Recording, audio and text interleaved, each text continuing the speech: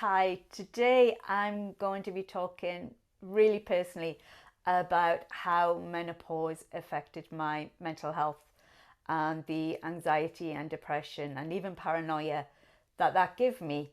I hope you find it interesting and I hope it helps other people. I wish I could tell you how my anxiety started with menopause, but I really can't remember a time when it did. It seemed to creep up on me. So gradually, over the space of months, I went from little things to suddenly just pow, and it was there. It's kind of like it was, peekaboo up behind you. Um, and there was no start as such that I can pinpoint. I can remember certain things.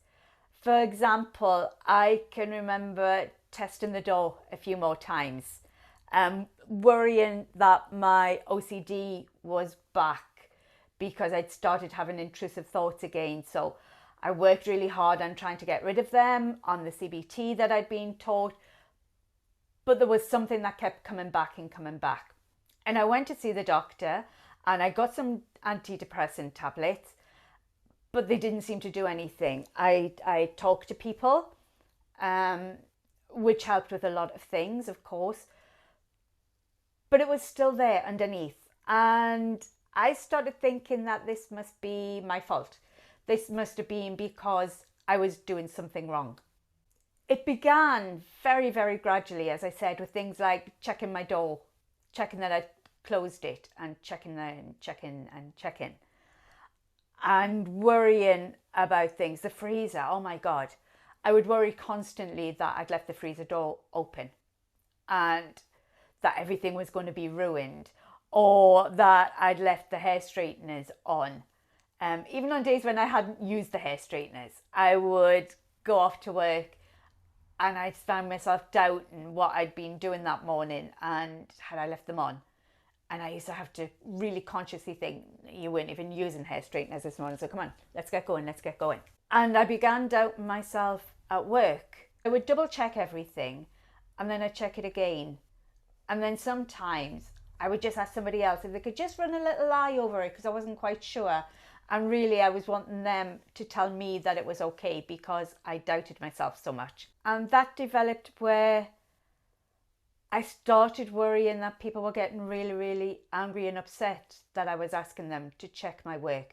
They must think I'm useless. They must think I'm rubbish, that I can't do my job properly. And I started thinking, why would they keep me?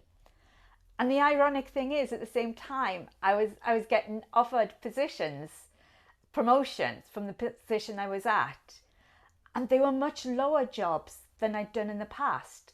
I broke a glass ceiling. I was the first female night editor at the Scotsman in 187 years. I was doing that. I was in rooms and I was the only woman in that conference.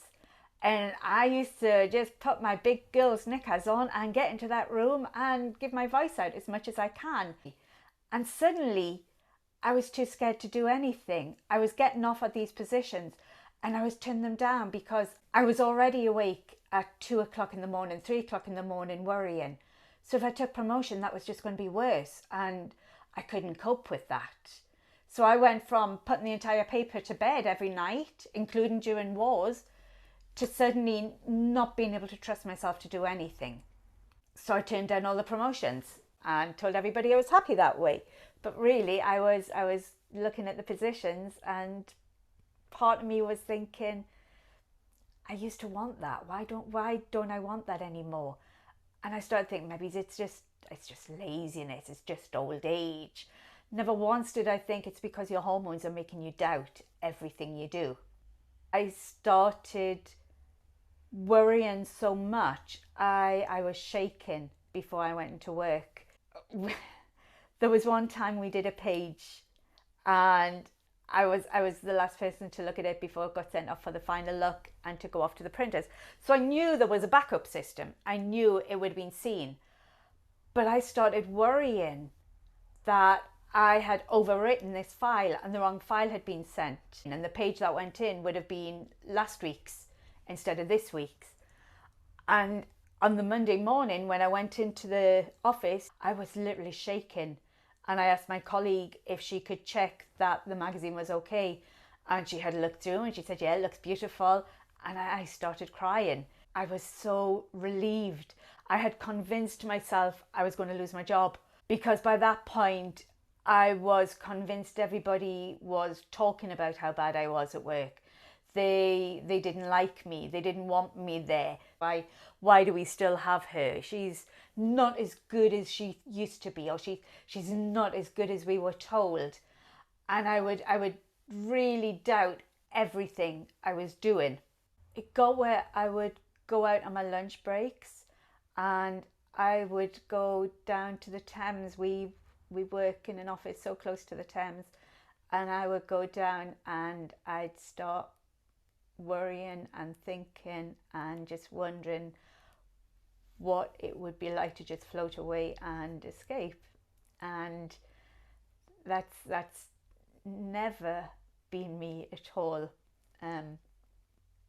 I wouldn't have wanted to leave my family and my husband and my friends, but I didn't want to be with them either. And I just wanted to be away from everything. And I thought if I could just go, it would be better.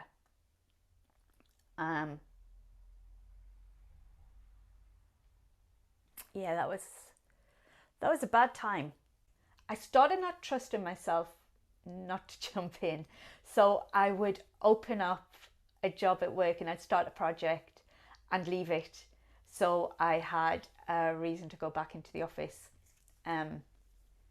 because I didn't want anybody saying she didn't even finish her job.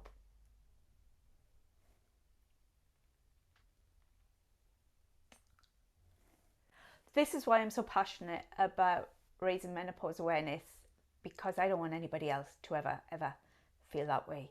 Once I knew it was menopause, and all of this was just because my hormones were having this little wild disco inside of me trying to get a 10 from Len.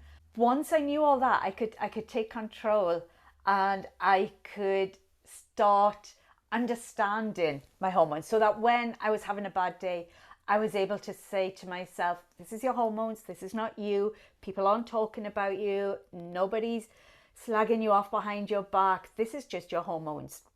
And that was a huge relief. For me, relief came in a gel, estrogen gel. And at first I was taking Utrogestin, which is a micronized progesterone. So basically, it's identical to your body. It was still a little bad. I was still getting those days where I felt not 100%. I wasn't as bad as I was, but I would still start crying in the shower or wonder what I was doing with my life and why I was wasting it. And yeah, I would still have those dark days. So eventually I talked to medical specialists. I talked to a gynecologist here. And we decided to go with the Marina coil, which I had fitted last September. And it's quite amazing, actually. Somebody asked me the other day how I felt, and I was able to say normal. And it's true. I can't remember the last time I had a really, really bad crying in the shower day. I've had upsets, of course. You know, I applied for a scheme and didn't get on it, and it broke my heart, and I cried for 24 hours. But that was because I was disappointed. That wasn't a nothing. That was a reason. And that's a difference. Now when I'm upset, I can see a reason behind it. Whereas before, there often was no reason or no logical reason. So my message ultimately is know your menopause.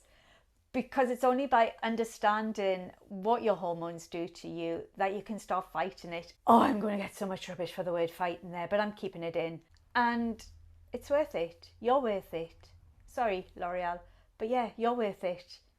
We're worth feeling good. and we're both feeling happy. And for me, that's been a long, hard slog over the last few years. And I've discovered it's not just HRT, it's putting a makeup on, doing my hair, it's doing exercise so I feel good, it's eating better, being kinder to me, and being happier with me. And that's where I am now. So the reason I wanted to do this video is for anybody, and I've had women write to tell me they felt the same way. Some of my most read stories on 50 Cents are the ones where I'm talking about my mental health and menopause, and so many women just knowing you're not alone is what helps them get through. That's what does it for them. So yeah, ultimately my message is know your menopause, understand what your hormones can do, and be kind to yourself, and it'll work out, I promise. If you've liked that, or if you think it can help anybody, please don't forget to subscribe, like, comment, hit the little bell, and please, yeah, I hope to see you back soon.